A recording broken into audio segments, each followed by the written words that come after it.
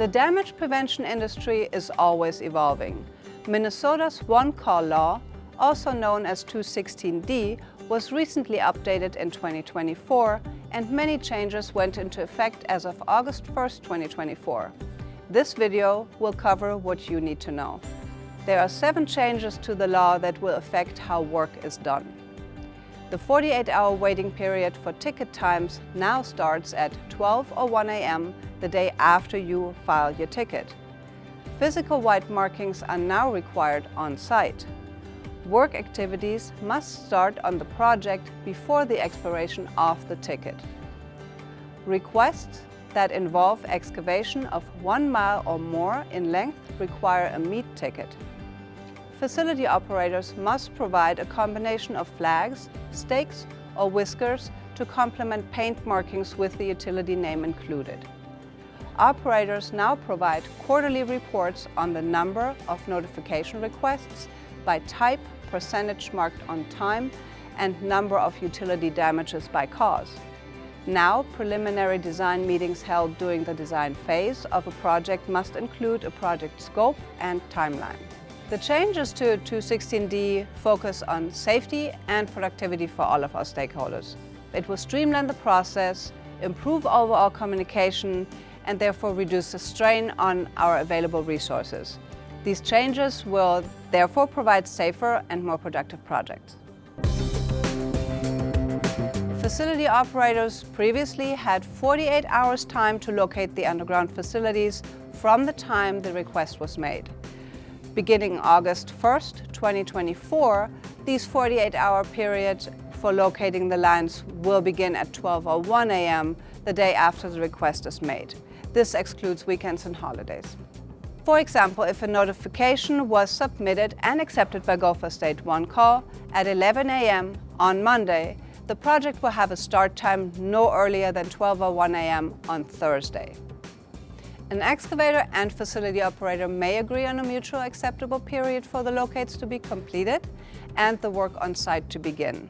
This agreement of both parties must be documented with gopherstateonecall.org.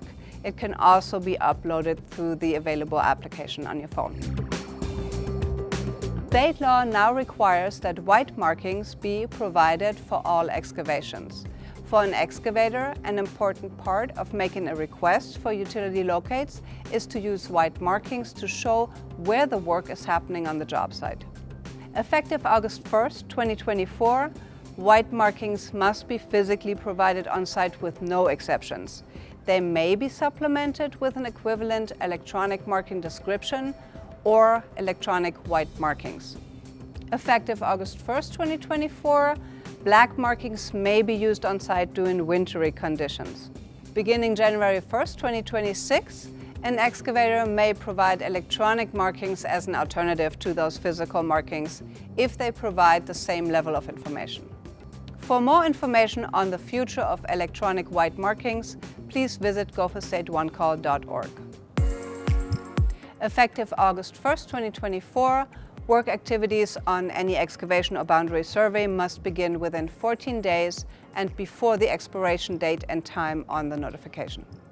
Excavators should not submit notifications for excavation areas unless they expect to perform those activities on the work sites within the life of the notification.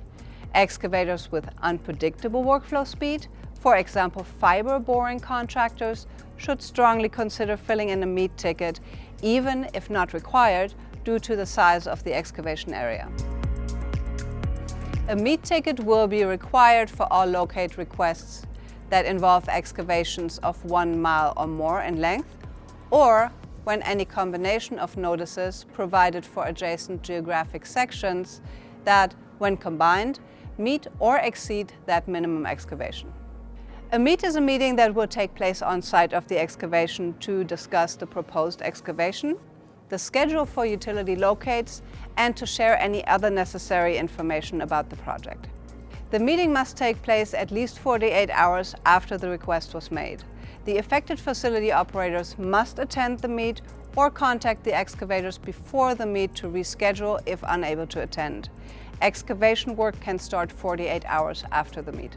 The operators and excavators can reach a mutual agreement that the meeting is not required. This must be documented by all parties with Gopher State 1 call.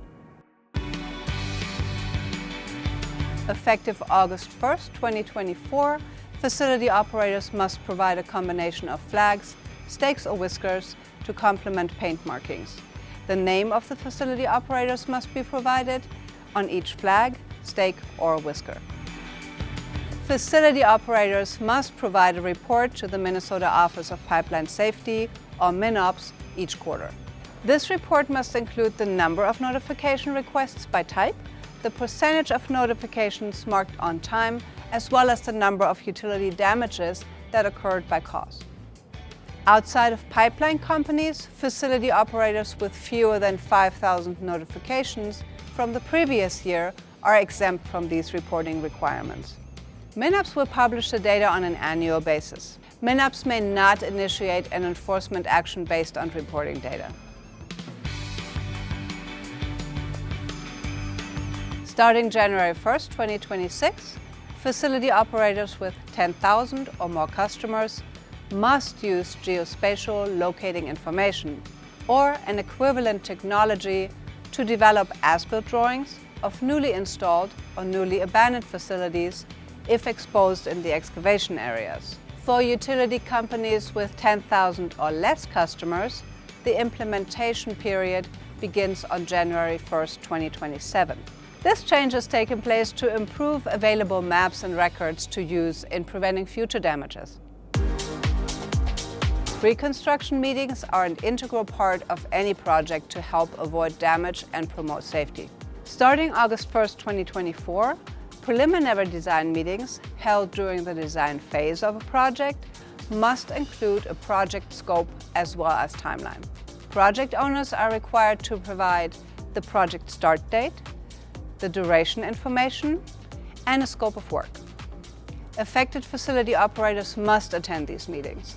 Additionally, contractors must attend pre-construction meetings. This has taken place to facilitate better communication between all stakeholders. Every player is invited. Where boots on the ground people connect to discuss concerns, considerations, and need-to-knows. This allows everyone to get ahead of the curve.